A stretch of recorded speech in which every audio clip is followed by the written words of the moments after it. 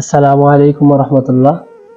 আগে ভিডিওটা সবাই দেখেন, তারপর আমরা কিছু বলতে আছি, লাস্ট পর্যন্ত দেখেন ভিডিওটা। এটা প্রবাসীর কষ্ট আল্লাহ ছাড়া কেউ বুঝে না। এই কষ্টটা আর কষ্ট মনে হইতো না যখন ভাবতাম আমার পরিবার সবাই সুখে আছে, আমার মা সুখে আছে, আমার বাপ সুখে আছে, আমার ভাই সুখে আছে। ফিলিংসটা কিন্তু করা করছে, ঠিক আছে? সব প্রবাসীদের লেখা কান্দন দাঁড়ায় দিয়েছে। প্রবাসী হ্যাঁ। একটা শিক্ষণীয় মানে হ্যাঁ। বর্তমান প্রবাস থেকে প্রবাসীরা কেমন থাকে, প্রবাসে কেমন থাকে এটা কিন্তু দেশের মানুষ জানে না, কিন্তু সেই ঘটনাই কিন্তু তুলে ধরছে এখানে। এটাতে এটার শিখার অনেক কিছু আছে। আচ্ছা চলেন। তখন একটা শান্তি লাগতো, সব ভুলে যাইতাম আর খালি দিন গুনতাম কবে বাড়ি যাও, সবাই এক লগে দেখবো, সবাই অনেক সুখী।